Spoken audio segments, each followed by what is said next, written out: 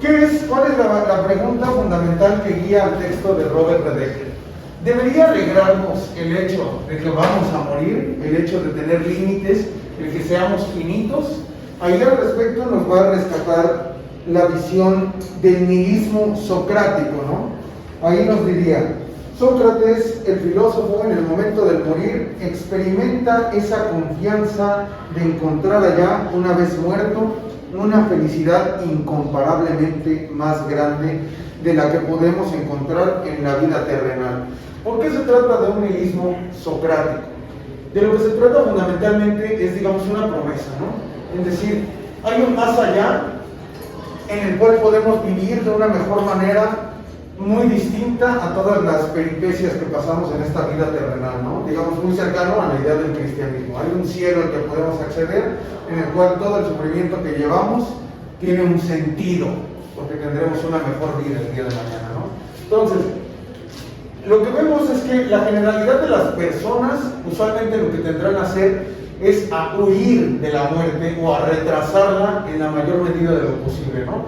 Esa mala reputación que tiene la muerte viene precisamente de un instinto de conservación, porque supone precisamente la liberación de todo lo que es retenido, ¿no? Y retenido, digamos, o sea, una división en particular con respecto a esto que es lo retenido, ¿no? O sea, no es lo que se tiene, es lo que uno se niega a desprenderse de ello, ¿no?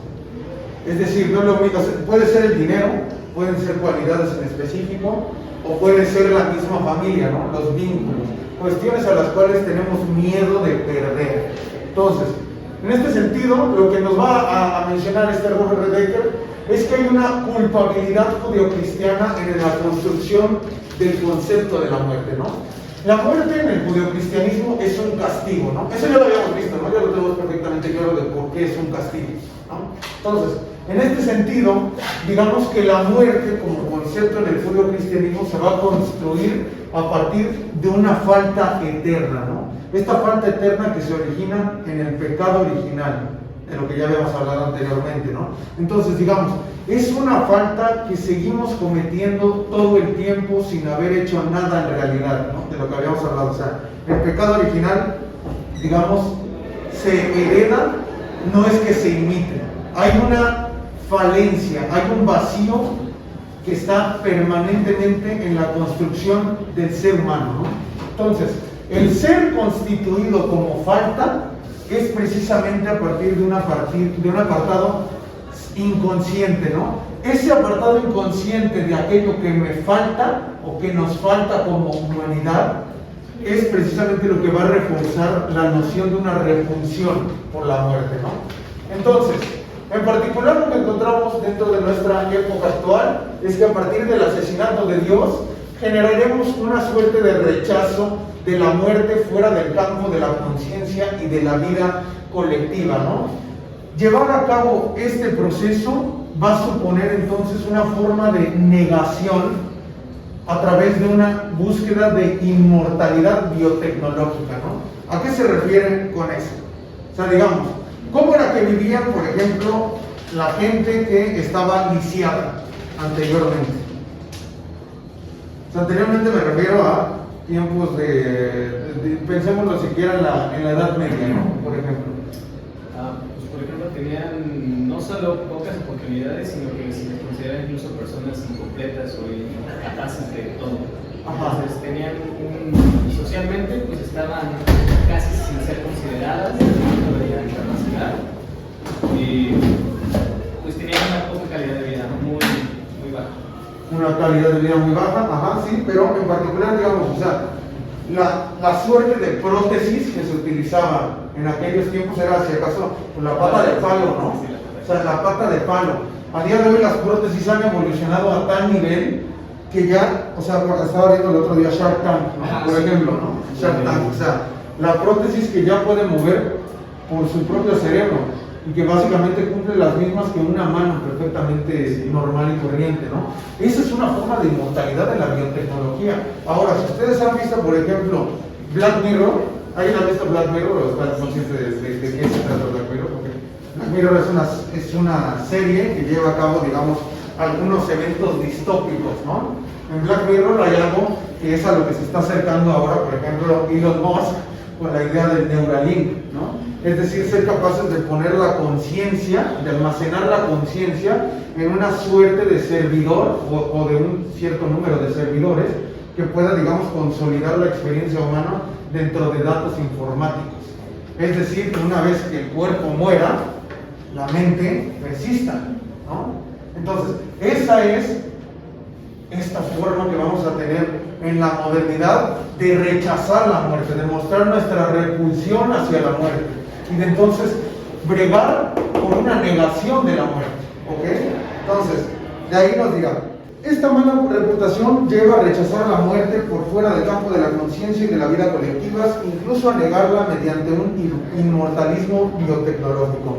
Tan vilipendiada, tanto por la herencia nietzscheana como por la herencia freudiana, la culpabilidad permitía, sin embargo, comprender la muerte, domesticarla y aceptarla.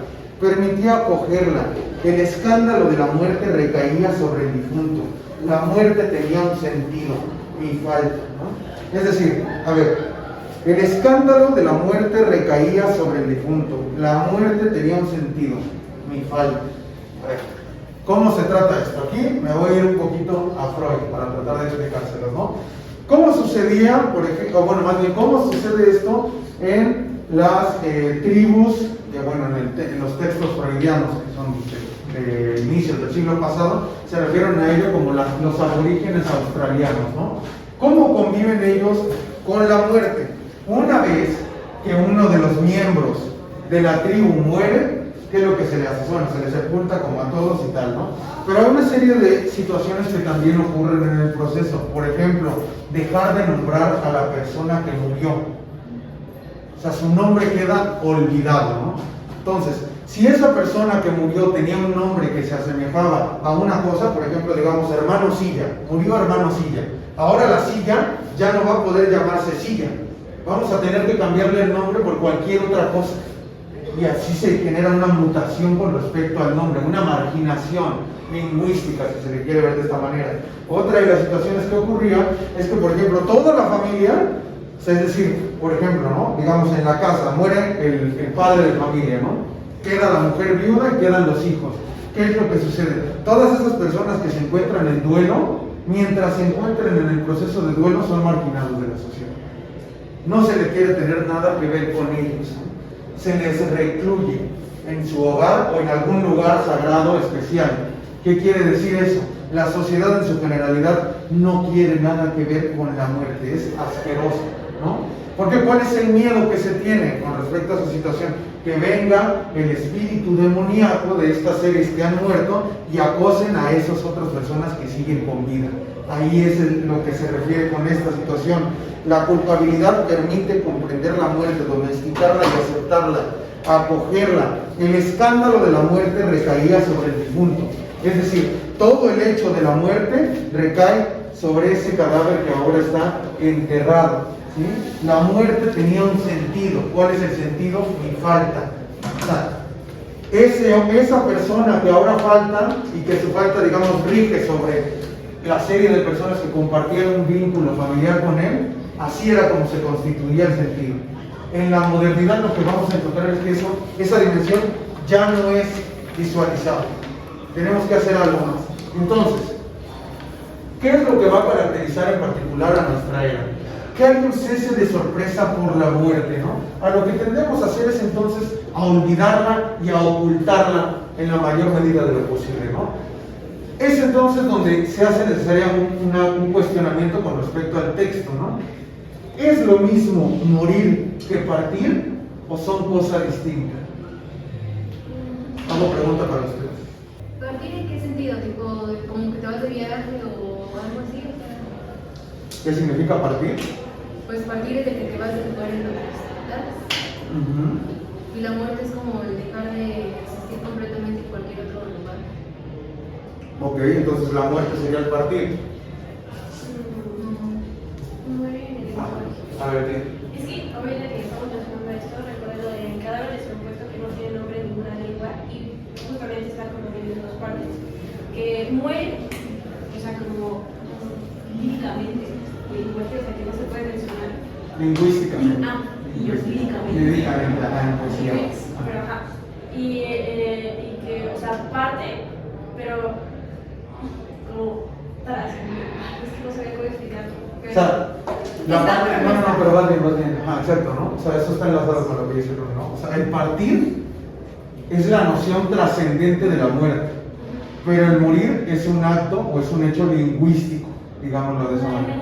Ah, ok, entonces ahí vamos, ¿no? Entonces, digámoslo de esta manera, ¿no? Por ejemplo, ahí, anécdota. Por ejemplo, cuando tenía yo 4 años, la primera vez que estuve en contacto con la muerte, que se murió un tío por haber tomado cerveza de una lata sin lavar.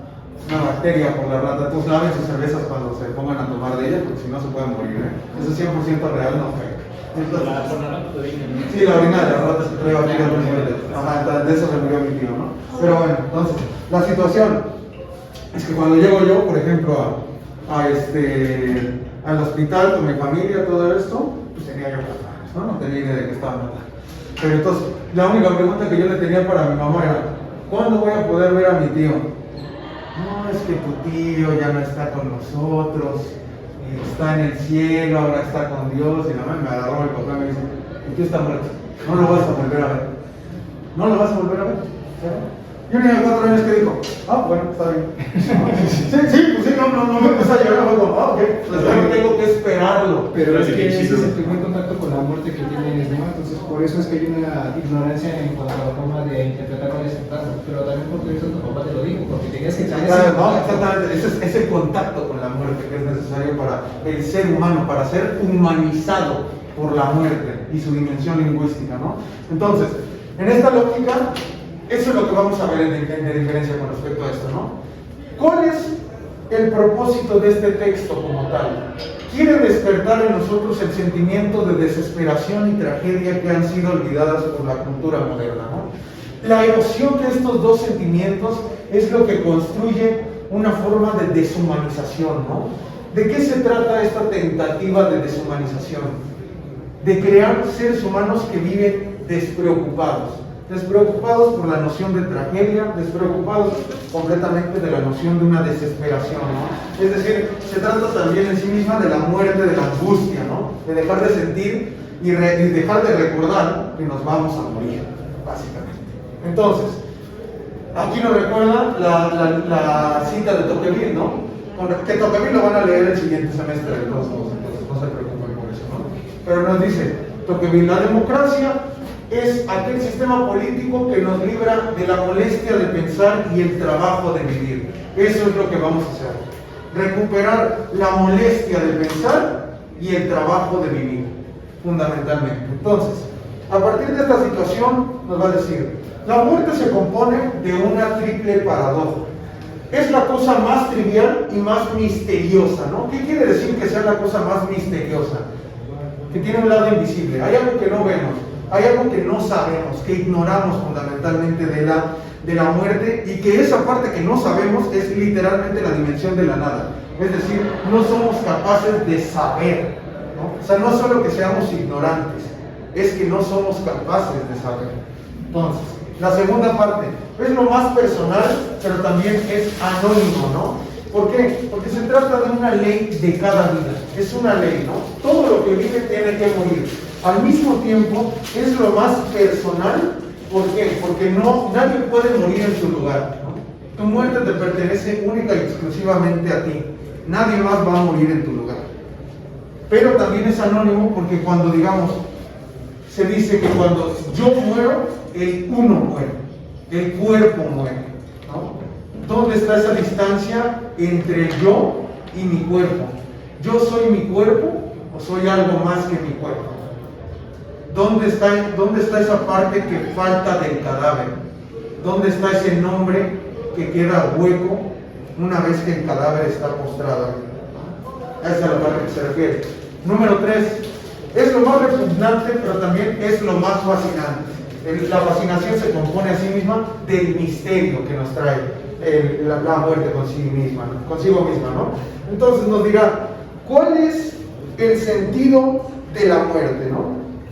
Nos dice, para contestar esta pregunta, perdón, nos dirá, ¿en qué formas la muerte se aparece a los hombres? El cadáver descompuesto es un no sé qué cosa que ya no tiene nombre en ninguna lengua, ¿no? Entonces, eso es a lo que me refiero. O sea, ese cadáver, una vez que uno de ustedes muera, o que alguno de sus familiares muera, ese cadáver que ven en el féretro, sobre el que se despiden, ese cadáver ya no es su familiar, ya no tiene el nombre, ya está vacío de esta situación lingüística.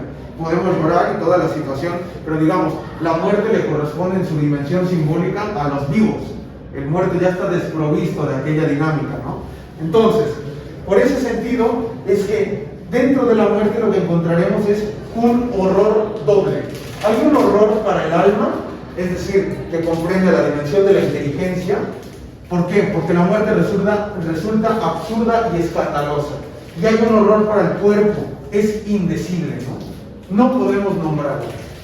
La muerte también, ahí es cuando lo va a colocar como un hecho del lenguaje, ¿no? ¿Por qué? Porque el ser humano es en sí mismo lenguaje, se compone del lenguaje mismo, ¿no? En este sentido es cuando nos viene a decir, nos recupera las anotaciones de Aristóteles, ¿no? El ser humano se compone de logos que tienen una gran cantidad de significados, ¿no? Parece que fuera populismo a día de hoy, ¿sabes? Eso significa casi lo mismo que populismo, cualquier cosa, lo que se te antoje, ¿no? Pero para este texto en específico queremos comprender al logos como el sentido, ¿no? Ahí nos dirá, la muerte es un hecho de lenguaje porque el hombre mismo es, para retomar la palabra griega, logos. No se puede decir ni hablar, es indecible. El cadáver descompuesto que no tiene nombre en ninguna lengua, sin embargo, se muere en el lenguaje, en el universo de las palabras y del sentido, en el logos que somos nosotros, ¿no? Entonces, a partir de ese sentido, a partir de esa situación, lo que veremos es que el logos se pierde al morir. Por tanto, ¿qué es lo que significa la muerte?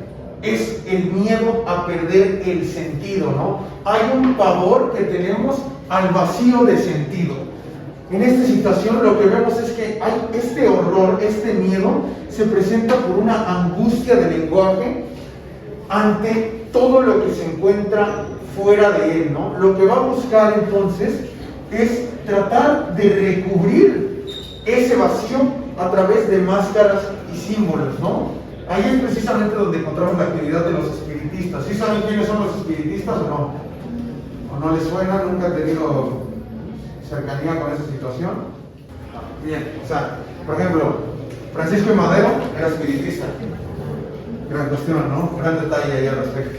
Algo de que hablaba con Porfirio, con su hermano. Con su hermano, sí, exactamente. Entonces, Francisco, ¿qué es lo que se quiere hacer en la práctica espiritista? Digamos, usualmente se sientan todos alrededor de una mesa redonda, o bueno, una mesa en general, ¿no? Se toman de las manos, se pronuncian una suerte de conjuros y... ¿Cómo? Creo que hay una película, no sé si es como la de que están sentados y... Tipo de conjuro, ¿no? Ajá, tipo de Los guarden y así. Nunca vi la de conjuro. ¿Cómo? Perdóname. Ay, yo perdóname. Pero ustedes, si ya lo vieron, excelente. Ahí tienen su referencia, el conjuro. Ahí fallé, fracasé genuinamente, ¿no? Pero la situación es que ahí no. O sea, se juntan, hacen su conjuro y ¿qué es lo que buscan hacer a través de esa situación? Una respuesta del muerto. El muerto que ya no habla, ¿no? Entonces, ahí lo que se está intentando hacer es proveer de lenguaje a aquella dimensión de la existencia que ya no es capaz de elaborarlo, ¿no?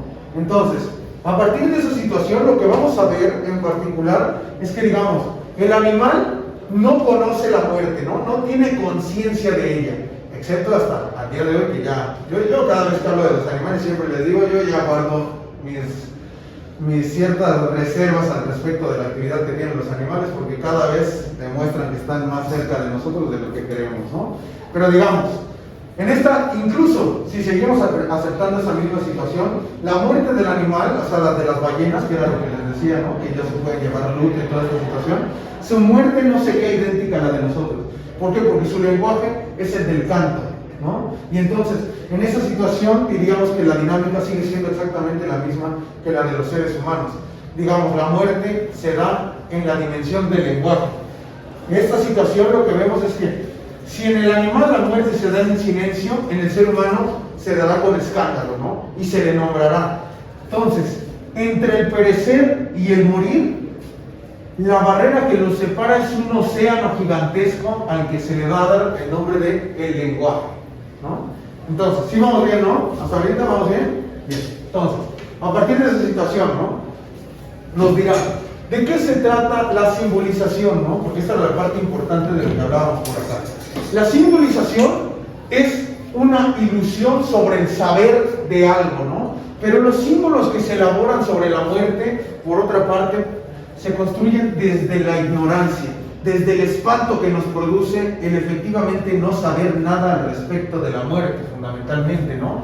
Digamos, los símbolos de la muerte fungen como bálsamos para el horror que tienen como fin ocultar la ignorancia que tenemos con respecto a la muerte en realidad, ¿no? ¿Sabe? Pensemos en símbolos de la muerte. ¿Cuál es el símbolo por antonomasia de la muerte? Una calaca, ¿no? Una calaca. La calaca, o sea, la calaca es en sí misma la representación de la muerte o de lo que deja la muerte. Lo que deja la muerte, ¿no? Más bien.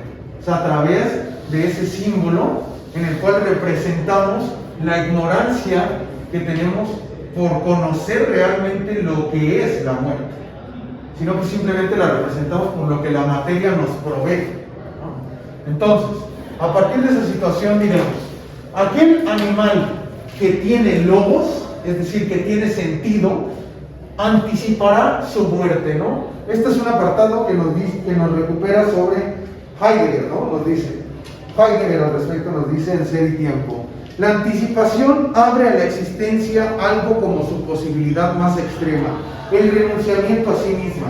La anticipación ligada al logos es al mismo tiempo apertura de la existencia a la existencia y apertura de la existencia al cierre de la existencia, es decir, la muerte.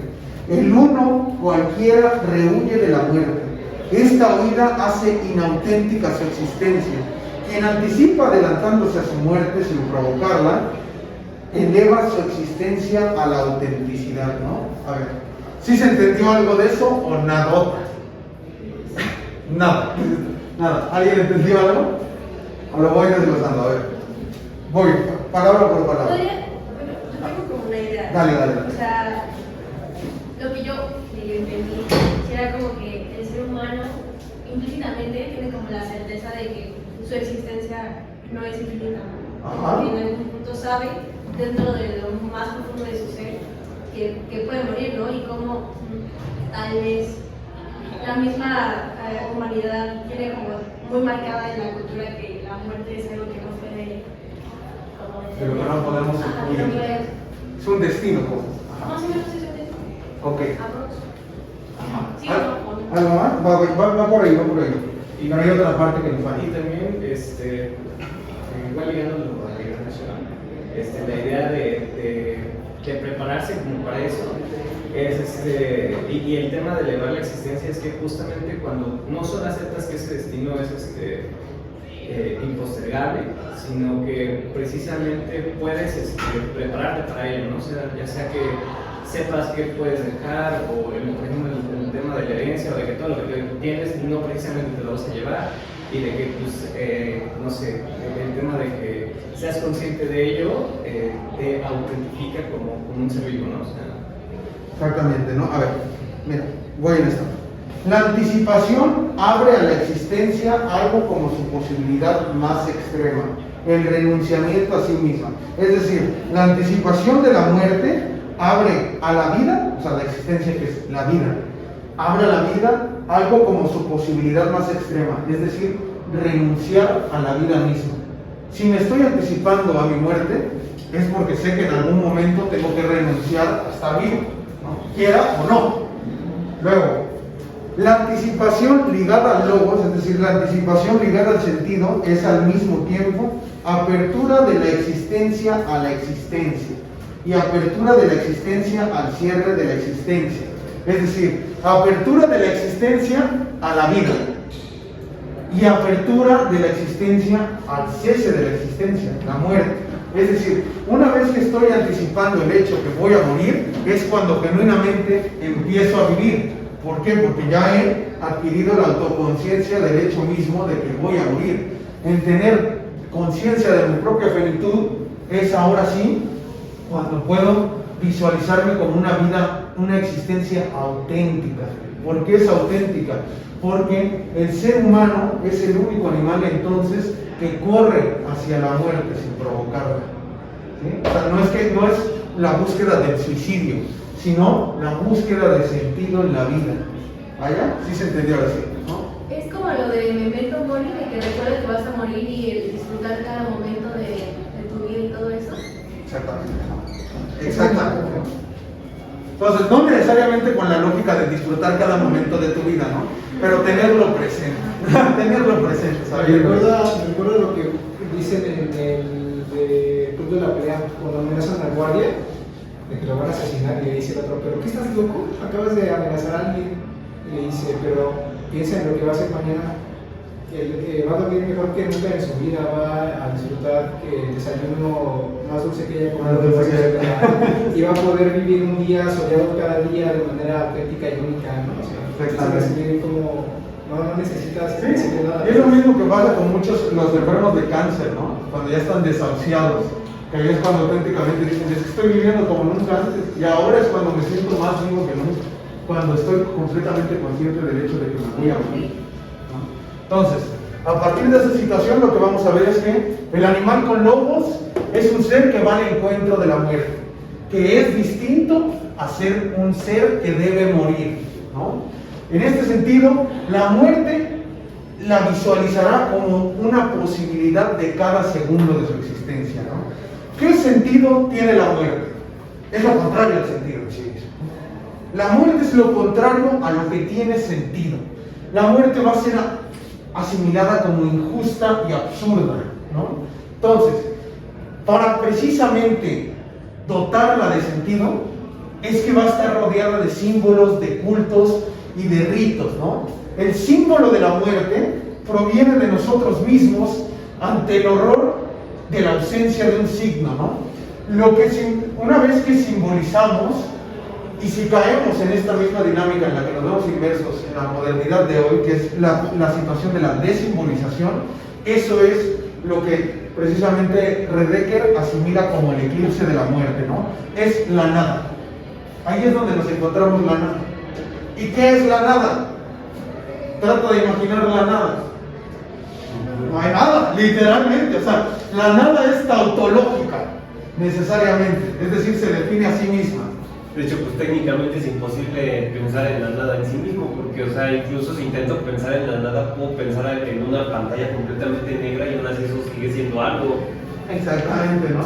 Entonces, ahí está precisamente el gran meme que se hace de Heidegger, la nada nadea, ¿no? Entonces, en esta situación lo que vamos a ver, ¿no? Una vez más volvemos a ¿qué es la muerte?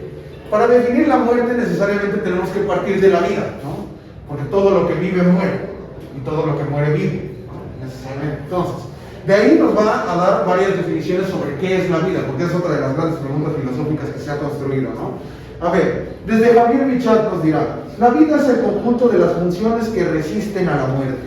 La vida es el principio de resistencia, mientras que la muerte es el principio universal de destrucción, ¿no? En su obra, La lógica de lo viviente, como biólogo, François Jacob nos enseña que la sexualidad y la muerte aparecieron juntas en la evolución. La muerte es la condición de la sexualidad, la condición para el reemplazo de las generaciones, ya no por división, que eso implica la inmortalidad, ¿no? Es decir, la autogénesis, ser capaz de crear a tu propio descendente. En la sexualidad lo que se necesita es que se junten dos, ¿no? Entonces, si no por reproducción sexual, ¿no? Esta es cosa bien importante que nos dice aquí, ¿no? Porque ¿qué quiere decir? A ver, fundamentalmente desde Freud lo que vamos a ver es que hay una inconformidad con respecto al sentido específico de la muerte. ¿Qué quiere decir el sentido específico? El de la especie, ¿no? Lo que, digamos, constantemente lo que vamos a intentar hacer es darle un sentido propio a la muerte. No nos basta con el sentido de la especie, es decir, reproducirnos para sostener la vida. Tenemos que darle, como animales con lobos, un sentido propio. Eso es también curioso porque yo cuando estaba leyendo esa parte me acordé que en algún momento estaba escuchando que la reproducción es la forma de la perpetuidad de los genes, o sea, aunque tú como tal no puedas vivir más allá de tu propia existencia consciente, o sea, cierta parte de ti persiste en la eternidad biológica, ¿no? No, y eso también, o sea, incluso en el mismo hecho sexual, o sea, la reproducción sexual, también está dotada de la visión del lenguaje. Es decir, ¿quién les dio sus nombres? ¿De dónde viene tu nombre? ¿No? ¿Quién te dio tu nombre? Tu padre, tu madre. ¿Quién te da tu apellido? Tu padre y tu madre. Y ellos tampoco lo eligieron, ¿no? Entonces, en esa lógica, lo que se ve es una concatenación lingüística que dota de sentido a la misma identidad. Es decir, yo soy quien fui antes, ¿no? Sin ser yo todavía. Digámoslo de esa manera. Entonces, ¿sí vamos bien o ya se confundieron aquí, ya les explotó la tacha? Ajá. Bueno, me gustó esta parte, ¿no? De este acto semiótico que se hace porque, bueno, quiero poner un ejemplo, puede ser polémico para algunos, ¿no? ¿El tiempo? Un ejemplo. Ajá. Puede ser polémico para algunos, ¿no? Ajá. El hecho de Andrés Manuel López Obrador, cómo llega a través de un bastón de mando y que ese símbolo se convirtió en trascendencia cuando se lo da a Claudia, ¿no? Y esa muerte política de alguna forma que él dice, yo me retiro de la vida pública, ¿no? Y que a pesar de que esa pues, muerte pública, política está... No sé si es pública, es muerte pública. Pública y política, tanto a sus opositores que se niegan a creer que está en Palacio Nacional, como a su base política que se pregunta, ¿no? ¿Cuál es el destino del movimiento político que él creó, ¿no? Entonces, de alguna forma también ese sentido con la muerte, pues está, pienso, muy ligado en esta cuestión hasta histórica, ¿no? que vivimos y de pasiones que pueden existir a lo largo de... Naturalmente, o sea, es que lo que persiste en todos estos ritos políticos son formas de ritos de paso, ¿no? ¿Y qué nos dirá Víctor Turner, que es antropólogo respecto a esto, ¿no? Nos dirá, a ver, todos los ritos de paso están necesariamente inmersos en una dinámica de muerte, ¿no? O sea, todo lo que sucede en las tomas de presidenciales son ritos de muerte, ¿no? O sea, lo que se acaba que es un sexenio, una forma de gobierno, una forma de vida, ¿no? Digámoslo de esta manera. Entonces, cada vez que se lleva a cabo todo este espectáculo televisivo de la muerte de un gobierno y el nacimiento del siguiente, digamos, en ese interludio en el que, digamos, no tendría que haber ningún gobierno, es precisamente para eso que lo dotamos de simbologías, para que aquello persista, ¿no? Sí se da entendido, ¿no? Esta situación. Entonces, a partir de esta situación lo que veremos, ¿no? Las religiones y las filosofías fungen como las máquinas que producen el sentido ante la angustia que produce la muerte, ¿no? La función de las religiones es manejar por medio de ritos y creencias el miedo a la muerte, ¿no? Entonces, estas religiones son inventadas con el descubrimiento de la mortalidad y entonces vienen a ser instituidas como un culto de los muertos. Esa parte está muy curiosa porque igual asociándolo un poco a clases pasadas con el tema de Céfalo, ¿no? De que ya estaba, o sea, de que ya está grande y por así decirlo, lo único que le preocupa es como la muerte y el haber sido justo, ¿no? Y es lo mismo que pasa en muchas religiones, que es como de que parte del sentido que le intentan dar a la vida es como haber obrado bien, haber sido justo, como para poder tener un buen juicio post-mortem. Claro, ahorita voy a llegar a eso porque eso lo quiero enlazar con lo que dijo, con lo que cerró Laura la clase pasada, porque eso es importantísimo, fundamental, ¿no? Entonces, en el discurso lo que vamos a encontrar es la posibilidad de otra vida, ¿no? Es decir, un más allá en el que los débiles pueden pasar antes que los bienaventurados y serán mejor recibidos que los ricos, ¿no? Entonces, esto lo que quiere decir en el discurso cristiano es una democratización de la mortalidad. ¿Todos vamos a morir? Sí, pero aquellos que van a ser recibidos primeros en la otra vida serán aquellos que fueron débiles en primera instancia, ¿no? Entonces, ¿por qué? Porque a diferencia de lo que sucedía antes es que en las familias reales usualmente se les daba por naturaleza ese apartado divino, ¿no? Digámoslo de esta manera. Entonces, en particular, ¿qué es lo que vemos, por ejemplo? Estas situaciones, ¿por qué? Porque en toda forma de religión, o sea, la fenomenología de la religión, ¿a qué es a lo que aboca en primer lugar? Al poder. ¿De qué se constituye la religión en primera instancia? De un poder, una capacidad extraordinaria que no vemos en otras personas. ¿Quiénes son los que tienen capacidades extraordinarias? Pues aquellos que tienen, digamos, facultades lingüísticamente extraordinarias, ¿no? Ahí es de donde surge el término de el maná. Es decir, ¿qué es el maná? Es un poder para algo, o sea, que hace algo. Nadie sabe exactamente qué es lo que hace el maná, pero hace algo. Puede incidir en la naturaleza, puede hacer que llueva, puede hacer que la gente muera. Maná, sí.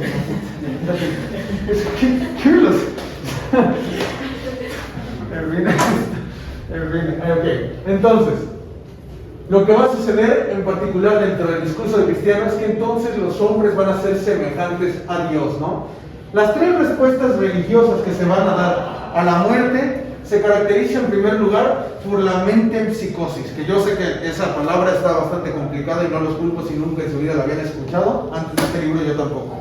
Entonces, ¿de qué se trata la mente en psicosis? Se trata de que el ser humano se compone de una constitución triple: el espíritu, el alma y el cuerpo, ¿no? Es esa triada fundamental que persigue con respecto a Platón, ¿no? Que les había dicho de por qué estaba tan fornido el Señor, ¿no? Lo que quiere decir en la metempsicosis es que esta triple constitución del ser humano en el momento de su muerte, va a significar un traspaso de esos elementos psíquicos del muerto al feto. ¿De qué se trata esto? La metempsicosis es fundamentalmente una reencarnación, ¿no? Entonces, la reencarnación es imposible que exista en el cristianismo. ¿Por qué? ¿Qué es lo que sucede con Jesucristo?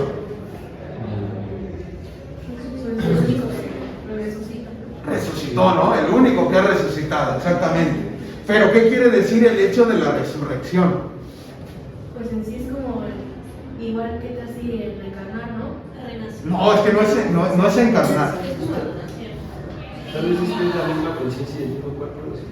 Exacto, es la misma conciencia y es el mismo cuerpo, ¿no? O sea, es imposible, literalmente. No puede, la resurrección no puede ser explicada por la razón. Muchos cristianos lo que intentan a día de hoy es tratar de encontrar y explicar racionalmente cómo es que se da la resurrección. Eso es imposible, no puede ser. Todo el apartado de fe que tiene el cristianismo está basado en eso, en el hecho de la resurrección. Si los cristianos dejan de creer en la resurrección, prácticamente pierden la fe. Y eso es lo que está pasando a día de hoy, que hay muchos apartados cristianos, hay muchas nuevas teologías cristianas que lo que hacen es anular la resurrección, es decir, no, bueno, eso es un apartado que no es literal, no debería ser interpretado de esa manera, ¿no? Entonces, ahí es donde se pierde el mayor apartado de fe para el cristianismo, es decir, Cristo no resucitó, ¿sí? Ahí es donde se pierde toda la dimensión teística y sobrenatural del cristianismo, ¿no? Entonces, ¿por qué? Porque, digamos, en la metempsicosis, el hecho de esta reencarnación, que es ahora sí a lo que te refieres, o sea, digamos, es tener todos los mismos atributos, pero puestos sobre otro cuerpo, ¿no? Aquello, pues evidentemente tampoco puede ser demostrado científicamente, ¿no? Pero aquello es mucho más posible, digámoslo de esa manera, o sea, es posible sin el hecho de la fe, el poder creerlo, ¿no? También se trata de una situación de fe. Todo lo que está rodeado de la fe o de la creencia está rodeado de un revestimiento lingüístico, digámoslo en primera instancia. Entonces, esta situación es la primera. La segunda es, la eternidad no es lo mismo que la inmortalidad. Aquello que es eterno, es decir, Dios, nunca tuvo un comienzo. Aquello que es inmortal sí tiene un inicio. Sí tiene un inicio. Es decir, es todo lo que rodea a las criaturas del Señor, ¿no? Digámoslo de esa manera. Entonces, la resurrección, por otra parte, es la originalidad del cristianismo, ¿no? Es parte de esa locura cristiana, ¿no? Solamente puede ser creíble, porque a partir de esta resurrección que no puede explicarse, O sea, lo que dice, y lo dice San Agustín, ¿no? Creo en la resurrección, pero no puedo explicarla. ¿Puedo explicar el pecado original? Sí, pero la resurrección no. Nadie sabe cómo sucede. Es simplemente un misterio. Es uno de los 7 misterios, ¿no?, de Jesucristo. Entonces ahí es donde se opone la fe a la razón, que es lo que tú me decías, ¿no? O sea, que solo puede ser construida a partir de la razón. Pues no parece que haya razón aquí, ¿no? Entonces, estas 3 formas, estas 3 respuestas religiosas que nos dota de sentido a la muerte, en realidad no son formas de dotarla de sentido, sino que son más bien de anularla, ¿no? ¿Qué es lo que vemos en estas 3, no? Ser inmortal, dotar mis características a otro cuerpo y vencer a la muerte, haber muerto y volver a pararme. O sea, no estamos, digamos, dotando de sentido a la muerte, la estamos anulando, no morimos, fundamentalmente. Esas respuestas religiosas, entonces, lo que vamos a ver es una metamorfosis. Ahí es ahora sí donde se genera la dimensión del tránsito, es decir, la muerte como un paso hacia otra forma de vida, ¿no? Ahora sí es donde lo vemos, el partir. Ahí es donde está inmersa esa lógica lingüística. Partimos, no morimos. Nunca morimos en la religión, ¿no? Entonces, las creencias tienen que ser necesariamente una dimensión distinta al saber, ¿no? La creencia no fundamenta al discurso filosófico. Las religiones tampoco dan sentido a la muerte. Lo que hacen es fundamentalmente anularla, ¿no? Nos dirá: no seréis juzgados por vuestra muerte, sino gracias al tránsito que es vuestra muerte. Seréis juzgados por vuestra vida. A su vez, las filosofías buscan dar un sentido a la muerte. La mayoría del tiempo se trata de conjurar el miedo, así como lo atestigua Descartes en la carta a Chanut. En lugar de encontrar los medios de conservar la vida, yo he hallado otro mucho más fácil y más seguro, que es el de no temer a la muerte, ¿no? Entonces, ahí es donde entramos en la suerte de las filosofías. Las filosofías lo que sí intentan hacer, a diferencia de las religiones, ellas sí intentan dar sentido a la muerte, ¿no? A partir de una conjuración del miedo mismo que provoca la muerte. Entonces, se trata, para dar sentido a la muerte, de aceptarla en primera instancia. Aceptar el hecho de que vas a morir, a la misma forma en que lo haría Sócrates. ¿Cómo es que muere Sócrates? Ya lo teníamos conocido eso, ¿no? ¿Cómo muere Sócrates? Se supone que fue condenado a un juicio injusto, ¿no? Creo que por el tema de ser manifiesto, por así decirlo, para la juventud, ¿no? Tengo entendido que pese a que él sabía que las imputaciones eran injustas, pues él acepta su muerte y pues, va a morir, técnicamente. Exactamente. Envenenado por cicuta, ¿no? Y que la bebe él mismo. No con terror, sino con entereza. Y una entereza ética. Es decir, sé que lo que estoy enfrentando es como Jesucristo. O sea, estoy enfrentando condiciones completamente contrarias a lo que debería ser una muerte justa. Y aún así, no la miro con terror. La acepto y la enfrento de cara, ¿no? Ese es el animal con lobos que va hacia la muerte, ¿no? Entonces, desde Platón la muerte se verá como un alivio, una separación del alma y el cuerpo, este cuerpo que funge como prisión del alma, ¿no? Desde Epicuro y Lucrecio, que son los materialistas, que son básicamente estos dos la base de Marx, se dirá: la muerte es nada, nada, así de simple, la muerte es nada, no nos interesa la muerte. Lo que sucede con los estoicos es que es un destino inexorable de la naturaleza, ¿no? El sentido filosófico que se le da a la muerte funge como un antídoto, alrededor de lo que significa la muerte, ¿no? Entonces, desde este sentido lo que vamos a encontrar es la perspectiva materialista sobre la muerte, ¿no? Epicuro nos dirá: la muerte es fundamentalmente la fuente de todos los problemas del alma, mientras que Lucrecio nos dice: no temer a la muerte significará en algún momento la aniquilación de todas las religiones, ¿no? Y una vez que obtengamos la aniquilación de todas las religiones, para este Lucrecio, aquello significará paz en los corazones y en las ciudades. Entonces, a partir de esto nos dirá: según sus razonamientos, la religión opone cada hombre a sí mismo de la misma manera que opone a los hombres a los hombres. El miedo a la muerte es la causa de esta incesante guerra civil al interior de la humanidad. Una vez muertos, nada nos alcanza. Quien se apiade de su cadáver, dice Lucrecio, no se distingue casi de ese cadáver inerte, porque mi cadáver no soy yo. De ahí concluye Lucrecio, no hay nada que temer en la muerte. Quien no es, no puede volverse infeliz.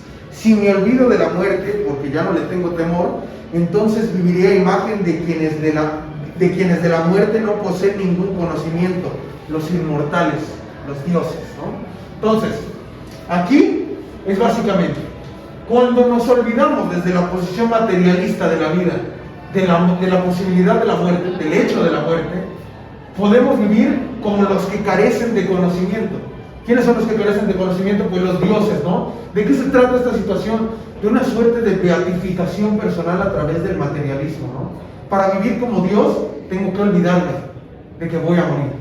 Y ahí es donde complementa, ¿no? Llevado al extremo, la lógica materialista debería concluir: los únicos dioses verdaderos en el fondo son antiguos hombres convertidos en dioses, porque ya no creían en los dioses, porque viven como si nunca tuvieran que morir, como inmortales. ¿Sí se entiende esa parte o no? ¿Sí o no? Sí. A ver, o sea, la situación es aquí, ¿no? ¿El inmortal conoce la muerte? No la conoce. O sea, digamos, fíjate cómo está construida lingüísticamente la palabra inmortal. ¿Qué significa el prefijo in? Como el contrario, ¿no? O sea, como no... Cuando digamos, a ver, por ejemplo, decimos que alguien es inmoral. ¿Qué quiere decir eso? Que carece. Inmoral, ¿no? Que carece, ¿no? Exactamente. Y cuando alguien es inmortal, entonces la inmortalidad es una carencia. Eso es de lo que nos está hablando aquí, la inmortalidad como carencia.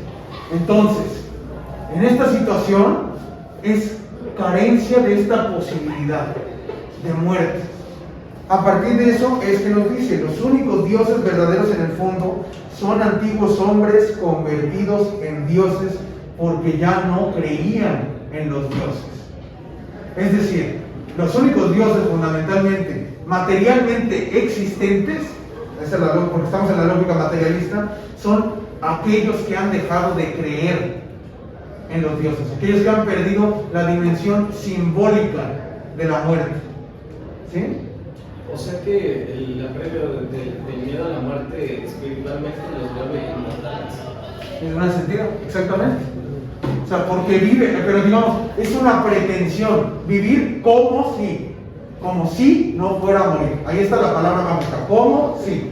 Es una pretensión, sabemos que vamos a morir, pero vivimos como si no fuéramos a hacerlo, ¿no? Esos rasgos se ven bastante presentes en la sociedad de hoy, particularmente ¿en qué? En el derroche, ¿no? Toda esta gente que, por ejemplo, le encanta la fiesta, se va a decir, no, el exceso, güey. No, el exceso. Viven como dioses, viven pretendiendo que no van a morir.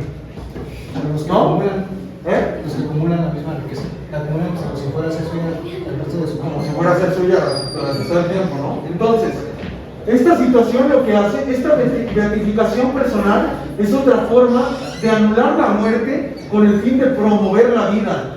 Anulando esta muerte, lo que se hace desde el materialismo es confesar el sinsentido de la muerte, ¿no? O sea, ¿cómo lo dice Epicuro? La muerte es nada.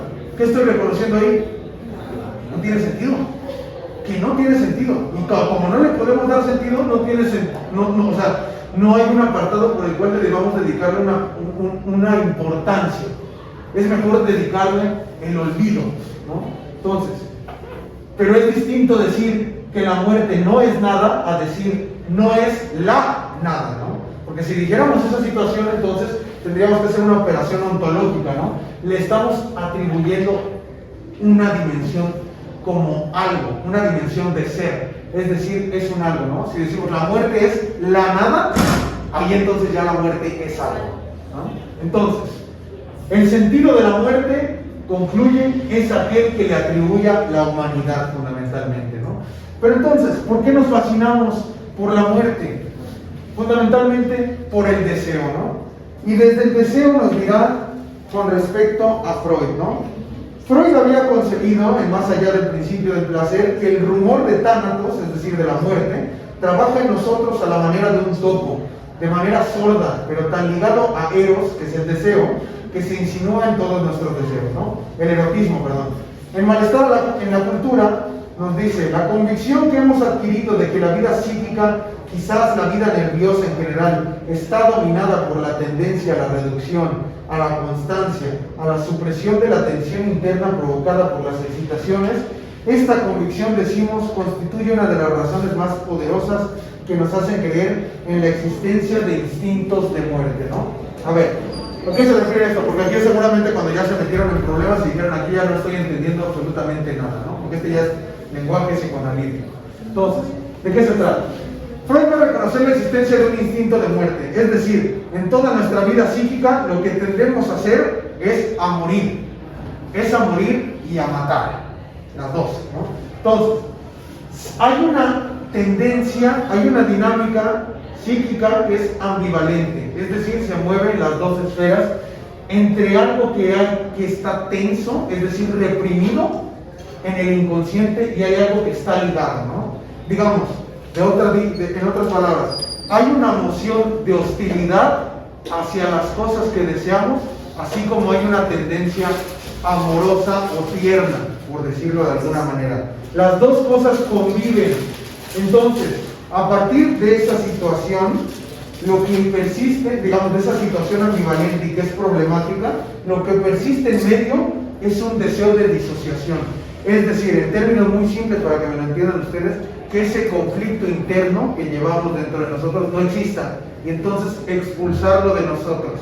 Expulsarlo de nosotros, ¿en qué manera lo podemos hacer? Hay diversas, muy variadas, particularmente el síntoma, ¿no? El síntoma que se manifiesta en malestar psíquico, ansiedad, depresión, dismorfia, todo ese tipo de situaciones, ¿no? Entonces, el instinto de muerte es un instinto orgánico. ¿Hay dudas aquí, perdón? ¿Esta parte? ¿Sí quedó más o menos claro?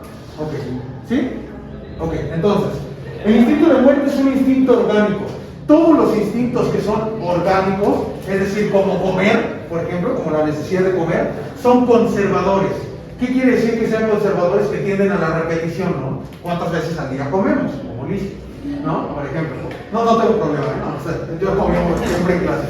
Pero no, o sea, esa es la situación, ¿no? Como un instinto orgánico, lo que tendemos a hacer es a repetirlo, una y otra vez, constantemente, ¿no? Pero en esa búsqueda de repetición, lo que se busca fundamentalmente es regresar a un estado al que en primera instancia se renunció. Y aquí nos dirá, su fin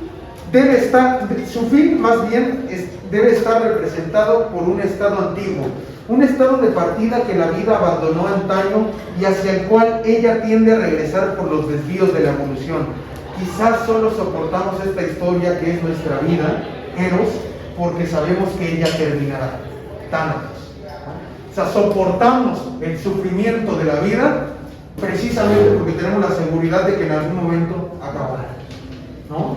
¿Sí se entiende ahí? ¿No? Okay. Sí. Entonces, yo tengo una duda. Ajá. Y es respecto a la parte del deshacerse del instinto de la muerte.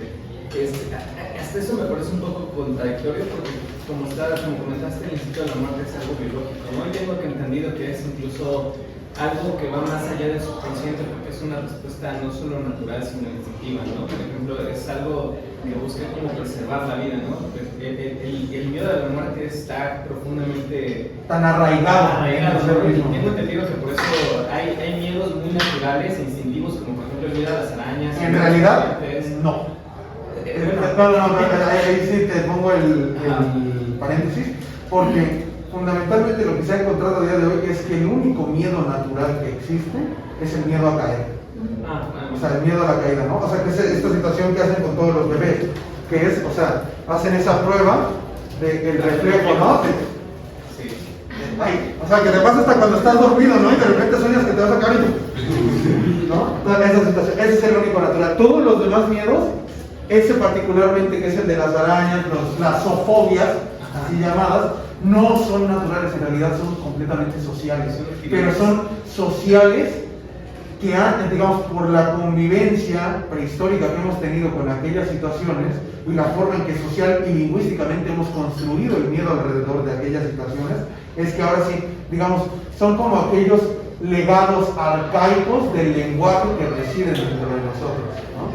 Porque hay un experimento que estaba viendo el otro día, que era precisamente de unos bebés, o sea, pero bebés que todavía no han entrado al juego del lenguaje, todavía no hablan, vaya, ¿no? Entonces, los ponen al lado de serpientes, o sea, anacondas ahí y todo esto, o sea, serpientes larguísimas y todo esto. Y los bebés apretándolas, ahí agarrándolas, jugando con ellas, o sea, despreocupados completamente. Ahí es donde se ve que el miedo a las serpientes y ese tipo de animales no es natural. No es natural, es lingüístico. Entonces, ¿va? ¿Alguna otra pregunta? No, ya. No, bien. Entonces, sí. Ahorita hablando de las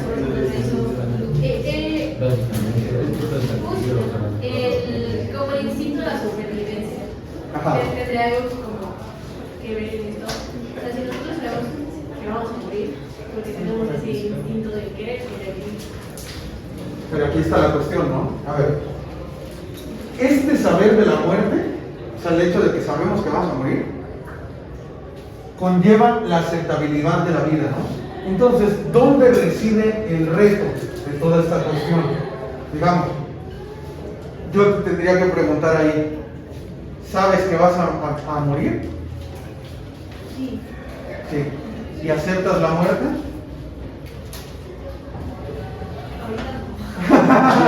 Ahí está la pregunta, ¿no? Entonces, ¿aceptan la muerte? Ahorita no. Pero entonces, digamos, si en un periodo posterior de tu vida, que idealmente tendría que ser, porque ahorita eres joven, ¿no? Eventualmente nadie se quiere morir joven. Bueno, algunas personas sí, pero... Entonces, la situación ahí es, o sea, idealmente nadie debería o querer morir joven, ¿no? Idealmente, insisto, ¿no? Pero el reto entonces no está en aceptar la muerte.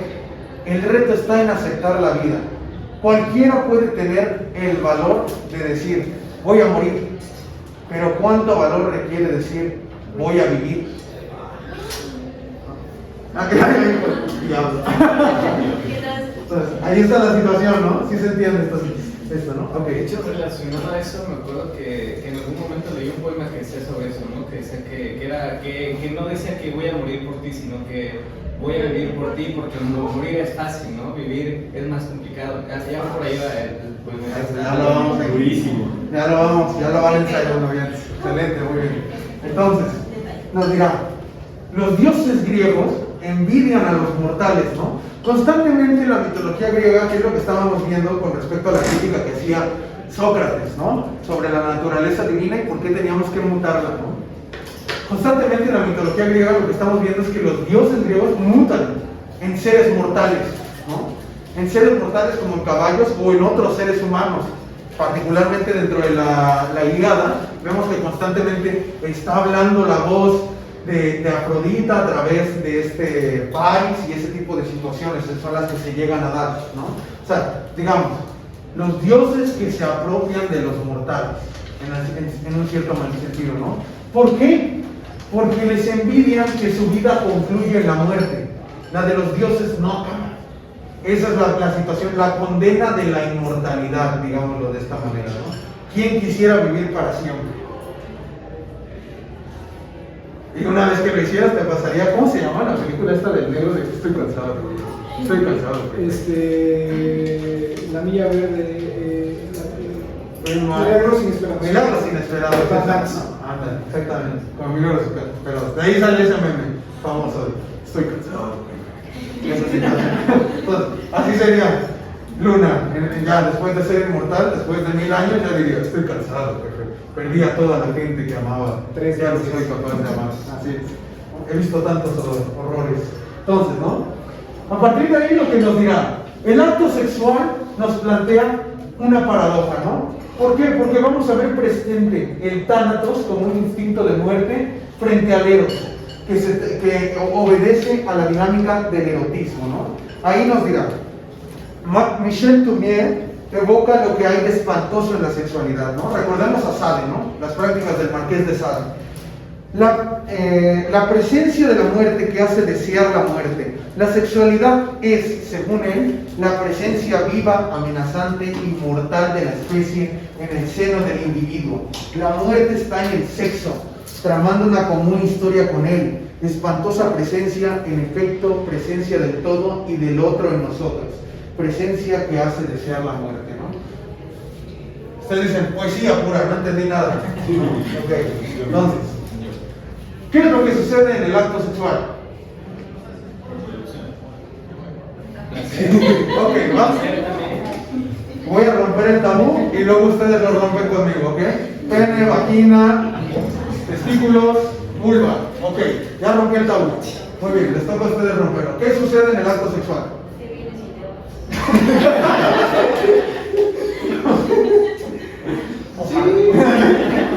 Como los abuelitos, ¿no? A ver, ok. Abejita reina, ¿no? Las abejitas, ¿no? Lo que sucede, la fusión de los cuerpos. Eso es lo que sucede, ¿no? La distancia es tan corta que se vuelve inexistente. En el sexo está la muerte, la presencia del otro, la presencia del todo en nosotros. ¿Sí se entiende? O sea, hay un cuerpo ajeno en el que me veo inmerso en el acto sexual. Hay un cuerpo ajeno, digamos, en la lógica femenina, hay un cuerpo ajeno que se introduce en mí. Hay una fusión. En esa fusión está presente el deseo de la muerte. El deseo, digamos, con una frase, la piel me estorba. Quiero volverme uno con la otra persona. Uno y lo mismo. Viva el romanticismo. Ahí está la muerte, pero ahí está el instinto de la muerte en el sexo. El sexo cohabita con la muerte. El quiero dejar de ser yo, déjame ser contigo. Okay. Pues, diablo que está pasando. Okay. En la sexualidad, la otra forma de muerte que se da es la obediencia del individuo a la demanda de la especie. Hay que reproducirse, ¿no? Entonces, en esta lógica lo que vemos es que la promesa de la muerte y la supervivencia de la especie lo que supone es una existencia con los otros, aunque yo no lo quiera. Y ahí está la muerte simbólica, ¿no?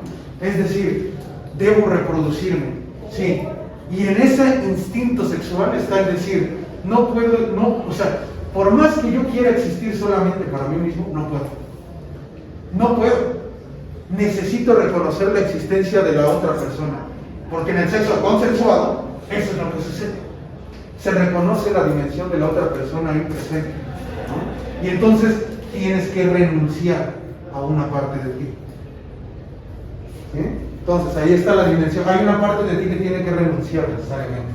Ahí entonces lo que se da es una muerte narcisista. Muere el yo, ¿no? Muere el yo para ser sustituido por el otro, ¿no? Muero por ti.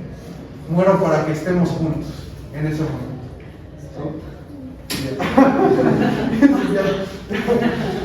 Ok, vamos bien, si se está entendiendo, ¿no? Lo estoy tratando de explicar muy sencillamente para que lo puedan asimilar, ¿no? Entonces, en el acto sexual se presenta un deseo por calmar esas tensiones ambivalentes de las que les había hablado anteriormente, ¿no? Entonces, se da un tránsito, ¿no? A más individualidad hay menos individualizado, hay un sujeto menos individualizado, ¿no?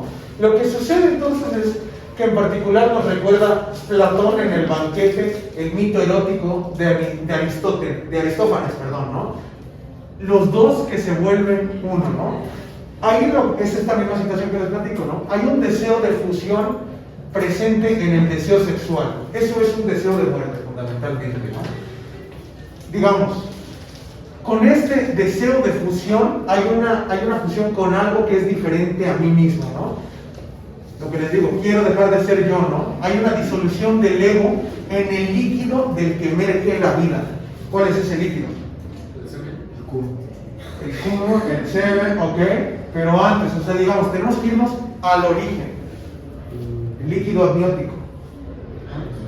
En el líquido amniótico. Ahí está la situación. quiero dejar de ser yo. Cuando estabas en la panza de tu madre, no eras tú. De otra forma, no podría ser posible la interrupción legal del embarazo. ¿A quién le pertenece el embarazo? ¿A la mujer o al niño? A la mujer. A la mujer le pertenece el embarazo, ¿no? Entonces, la situación es que, digamos, legalmente hasta las 12 semanas, ¿no? Legalmente hasta las 12 semanas, pero fundamentalmente el niño que vive en el vientre no puede vivir sin la madre, literalmente son una misma masa, por eso está el cordón umbilical, son una misma masa. Eso es lo que se ve presente en el acto sexual, el deseo de volver al origen. ¿Sí? Ok. Entonces, ese retorno a lo indiferenciado originario, ese punto en el que uno es una misma masa, ese es el lugar de la muerte en el apartado sexual, ¿no?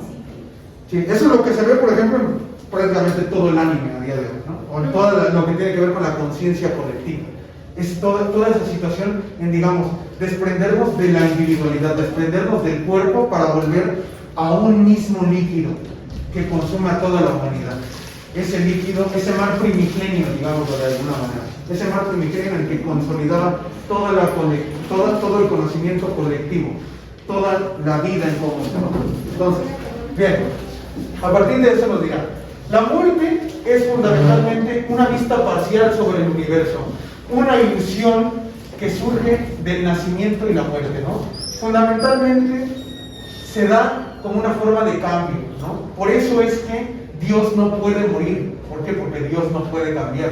Dios es eterno, ¿no? Entonces, digamos, o sea, Dios literalmente hablando con sus características, ¿no? Nos dirá Diderot al respecto. Lo que vive siempre ha vivido y siempre vivirá, sin cesar. La única diferencia que yo conozco entre la vida y la muerte es que actualmente usted vive en masa y que disuelto, esparcido en moléculas dentro de 20 años, usted vivirá en detalle. Nacer, vivir, morir, disolverse en la gran continuidad del universo es claramente cambiar de forma, ¿no? Y ahí es entonces donde vamos nuevamente al siguiente ciclo.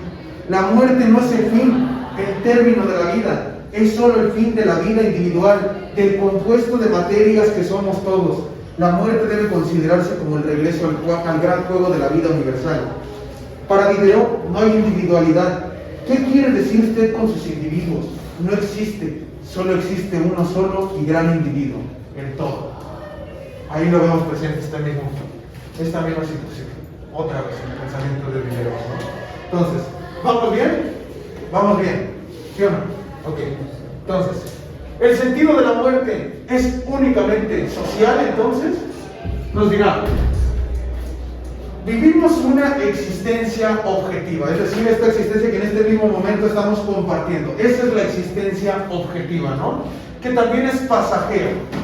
Pero en la vida, en el más allá, que es subjetiva, viviremos entonces como recuerdo, resultado que dejamos a nuestros sucesores.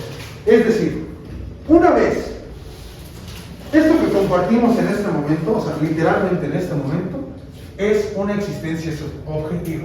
El día que yo me muera, voy a vivir en ustedes como un recuerdo subjetivo. ¿Por qué? Porque la imagen que cada uno de ustedes individualmente tenga de mi persona, le corresponde única y exclusivamente a ustedes. Una vez que cese esta existencia objetiva que tenemos en común, lo único que quedará de mí es el recuerdo que persiste en cada uno de ustedes. Esa es una existencia subjetiva. De hecho, está bien interesante eso porque lo asocio a algo que una vez escuché, que era que el fin de la existencia misma no era justo la muerte, sino el olvido, ¿no? O sea que, por ejemplo, ya cuando no hay rastro ni registro de ti, es cuando realmente no existes, ¿no? Ya no existe, o incluso nunca se puede asegurar que exististe, ¿no? Eso me acuerdo porque lo vi, creo que lo asocié un poco. ¿Qué es eso? ¿Qué iba a decir? Ahí está, recuérdame, exactamente, ¿no? Entonces, a partir de alguna otra pregunta, alguna otra duda. No, muy bien. Entonces, de ahí nos dirá Comte, ¿no? Auguste Comte nos dirá, la muerte es la pérdida de la vida individual, ¿no? ¿Por qué? Porque a partir de la muerte lo que se dará es nuestra incorporación a la humanidad. Nos volvemos un símbolo, ¿no? Por ejemplo, Hitler. Hitler murió, pero no terminó de morir, digamos, la realidad. Sigue persistiendo como un símbolo a día de hoy, ¿no? Su propio nombre está marginado de la conducta social, digámoslo de esta manera. Entonces, lo que hace esta muerte es que no desaparece la individualidad, sino que persiste. Ahí nos dirá. La existencia subjetiva es la subsistencia en forma de recuerdo de la persona que fuimos, en cantidad y en duración. Las existencias subjetivas, o sea, los muertos, superan cada día un poco más las existencias objetivas, o sea, a los vivos. El mundo de hoy es el resultado de todos los muertos de ayer y de antes de ayer. Es su prolongación y su segunda vida. Es la razón por la cual los vivos siempre son y cada vez más gobernados por los muertos, ¿no? ¿Sí se entiende esa dimensión, no? Es decir, está en la pregunta clásica de turno. ¿Qué fue primero? ¿El individuo o la sociedad? La sociedad, ¿no? Pero ¿qué es lo que compone a la sociedad? Los muertos, las instituciones de los muertos, ¿no? Por eso es que los vivos continuamente estamos intentando marginar esas instituciones de los muertos, ¿no? De reformarlas, de hacer cosas nuevas, para que el día de mañana sea la misma situación, instituciones de gente muerta, ¿no? Sí voy bien, ¿no? Sí se está entendiendo. Entonces, a partir de esa situación lo que digamos, la muerte es una institución inventada por los hombres. Se trata de un revestimiento significativo que está dirigido a todo el grupo. De ahí diríamos entonces que morimos en sociedad. Entonces, esta institución inventada por todos los hombres se compone a partir del imaginario social que da sentido a la muerte, ¿no? Ahí es precisamente cuando vemos la necesidad de crear ritos institucionales. O sea, lo mismo que le acabo de hablar a Joaquín, ¿no? Morimos en sociedad, ¿por qué? Porque la sociedad es la que compone el lenguaje, ¿no? Entonces, fuera de la sociedad, la muerte no tiene sentido, no tiene mensaje y no tiene revelación. Las religiones y las filosofías son ventrílocos de la muerte, hacen hablar aquello que está dotado de puro silencio. Se tratan fundamentalmente de monólogos imaginarios, ¿no? ¿Qué es lo que sucede cuando, por ejemplo, vas ahí a que te lean las cartas y toda esta situación, ¿no? O sea, vas a tener las cartas y todo esto, pero o sea, tú no tienes la seguridad de absolutamente nada. La señora va a decir, sí, lo estoy viendo, tu abuelo me está diciendo, Es un monólogo imaginario. Estás haciendo hablar al silencio, básicamente. Entonces, en esta lógica, las religiones y las filosofías son un sentido humano a partir de la cultura que tratan de formar una tentativa por domesticar a la muerte. Es decir, que la muerte hable lo que nosotros queremos que ella nos diga. ¿Sí se entiende, no? Entonces, de ahí diríamos, la presión de la muerte es la que crea, ahí es la parte importante con respecto a lo que nos decía Laura en la clase pasada. La presión constante de la muerte es lo que crea una institución de jerarquías axiológicas, un orden de prioridades, y es lo que crea entonces la posibilidad de la moralidad y de la justicia, ¿no? Nos dice, es cierto que si fuéramos inmortales a imagen de esos dioses del Olimpo que el autor de este libro sigue admirando, todo sería equivalente, todo se anularía, nada sería prioritario, pues al no tener fin en tiempo, todo no sería posible. ¿Acaso es esa inmortalidad que inevitablemente se desliza hacia un neutralismo axiológico que se debe buscar explicación de esta inmortalidad de los dioses de Homero y de Hesíodo condenada por Platón? Fíjate, ¿de qué se trata la muerte fundamentalmente? Hablándolo en este sentido. La muerte es la condición para que exista la justicia. Es la condición indispensable para que exista la justicia. No sé si ya vieron Mickey 17. ¿Sí? Nada más, ¿Laura la vio? ¿Nadie la ha visto? Mickey 17, gran película, excelente película, ¿no? ¿Cuál es la reflexión que nos deja Mickey 17, no?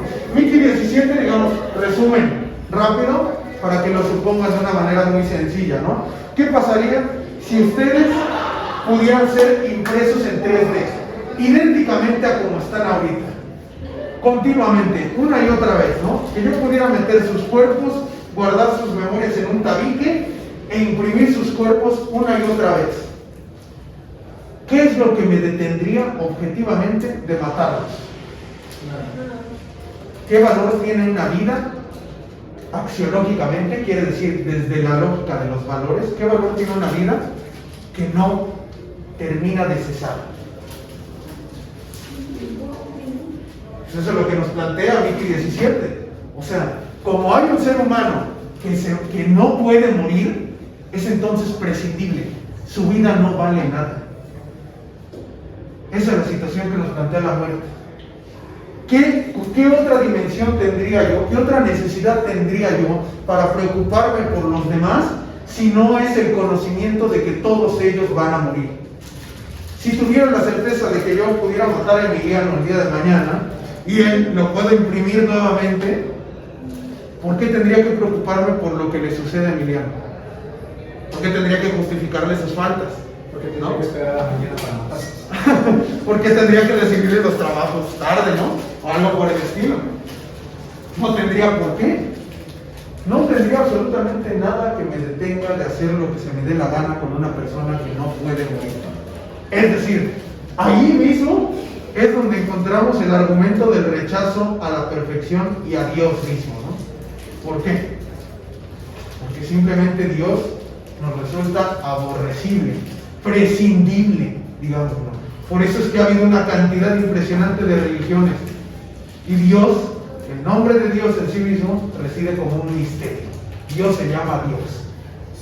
Y ya. ¿No? Entonces, a partir de esa parte, ¿no? Entonces, diríamos, ¿sí se van teniendo dudas o ya están entrando en crisis existencial? Sí, un poquito, ¿no? Entonces, bien, el sentido de la muerte no es necesario, pero sí es emergente. ¿De dónde es emergente? Pues del miedo a la nada, ¿no? Este horror sin rostro, es decir, el rostro son los atributos, ¿no? No podemos darle atributos a la muerte como tal. Por tanto, nos vemos forzados a crear un sentido. Por eso es emergente, no necesario. Nuestra generación anterior, particularmente la de sus abuelos, ya no tanto la de sus papás, ni la de los míos tal vez sí, pero la de los de ustedes probablemente no. Todavía la de sus abuelos es posible que sí vivieran de esta manera, ¿no? Veían en la muerte un sacrificio, ¿no? Un sacrificio bien fuera por la patria, por la religión o por su descendencia. Digamos, habían cosas por las que valía la pena morir, ¿no? Y que estaban dotadas de una dimensión simbólica que la protegía, ¿no? Es decir, en cualquiera de estas tres cosas hay algo más grande que yo mismo, ¿no? Algo que, digamos, deseo proteger, si se le quiere ver de esta manera. Entonces, esto lo que nos representa es una oportunidad de una muerte heroica, es decir, de una vida con un sentido absoluto, ¿sí? Es decir, estas tres cositas, morir por la patria, por Dios o por mis hijos, son situaciones que dan a la vida un sentido absoluto. Mi vida, o sea, digamos, está en la misma forma que tienen de referirse la gente a los seres amados. Eres mi mundo, eres mi vida. Ahí está impresa esa misma lógica, ¿no? Ese es el sentido absoluto que se le da a este tipo de relaciones. Entonces, en esta lógica lo que se presenta es entonces una muerte por la comunidad, ¿no? Esa comunidad que necesariamente tiene que ser distinta al individuo. Cuando el individuo empieza a colocarse como el centro del universo, es decir, una visión ya no solo antropocéntrica, sino yo-céntrica, ¿no? Egocéntrica, esa es la situación. Ahí es entonces donde el sacrificio ya se vuelve carente de sentido. Y es lo que vamos a ver en la siguiente clase. ¿Por qué la gente ya no quiere morir por la patria? ¿Por qué ya nadie quiere entregar su vida por los proyectos en comunidad? Nadie quiere morir por otros. Todos quieren morir por uno mismo, ¿no? Ese es el eclipse de los héroes. Entonces, la muerte también se compone de una suerte, ¿no? La suerte, que es una condición de posibilidad que es distinta al azar, ¿no? La suerte es una forma de un don recibido, ¿no? Ahí nos dirá, todos nosotros hemos recibido el don de la vida, pero sin la muerte, que representa uno de los aspectos de esta oportunidad. No podríamos engendrar descendientes o no podríamos vivir como hombres. La muerte es entonces la otra suerte de la vida, el otro don después del nacimiento. El destino o el cielo pueden darnos la vida solo porque nos la retiran, porque nos dan la muerte, ¿no? De ahí nos diremos, en la muerte hay dos suertes. Una que es la de la vida, por destino, gracia divina. Una que es una suerte de la muerte, que es con respecto a nuestra condición mortal, ¿no? Ahí lo que nos dirá Lacan, ¿no?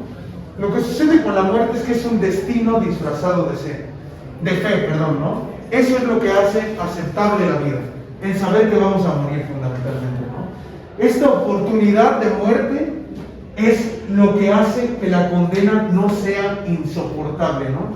Porque la condena que sí sería insoportable sería llevar la vida de un mortal que sufre como mortal, ¿no? Entonces, en la modernidad tardía lo que vamos a encontrar es una época que ignora la muerte. No pienso en la muerte, no soporto la muerte, ¿no? Esta situación a lo que nos lleva es que no soportamos la vida al mismo tiempo. No queremos pensar en la muerte y no queremos soportar a la muerte porque no soportamos la vida misma. Esa es la situación, ¿no? Ahí nos dirá, la muerte se vuelve entonces un discurso vacío. ¿Qué quiere decir un discurso vacío? Que solamente es un discurso científico. El discurso científico no está simbologizado. ¿Sí se entiende por qué? ¿No? El discurso científico no es como una mitología.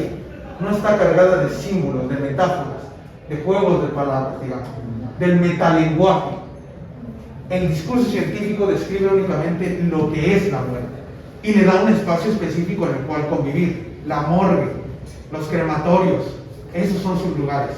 La muerte no puede convivir en la cotidianidad, ¿no? Entonces, eso lo que muestra es una represión simbólica, una suerte de desimbolización, ¿no? Que nos plantea entonces la imposibilidad de trascendencia. Es decir, la muerte, ¿qué es? El cese de la vida. Ese cadáver, eso es la muerte. Ahí se acabó. Ese es el discurso del científico, ¿no? Entonces, la simbolización se trata de un distanciamiento por medio de la figuración. Lo que intenta hacer la simbolización es instaurar el sentido.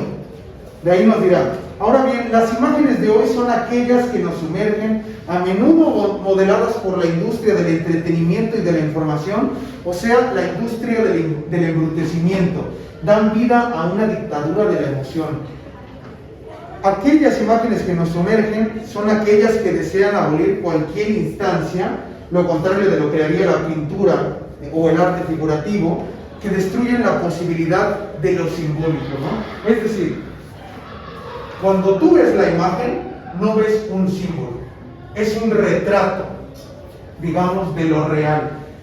Es un retrato exacto de lo real, pero no está simbolizada la imagen. Esa es la sociedad en la que nos toca vivir a nosotros a día de hoy, una que está plagada, inundada de imágenes. Y convivimos con todas esas imágenes todo el tiempo. Simplemente ya no las asumimos como que sean reales. Es decir, la imagen vuelve irreal lo real. ¿Sí? Entonces, a partir de esta situación diríamos, el régimen de la imagen lo que hace es crear una ineptitud para la vida con la muerte. Veo a la muerte como lo que es, no como el sentido que le quisiera dar a la muerte. Ya no puedo visualizar al cadáver con un sentido, sino el cadáver descuartizado como lo que es, ¿no? Mejor vamos a dejarlo aquí porque ya también cansados, se ve que les explotó la cabeza, les explotó la tacha, ahora sí. Vamos a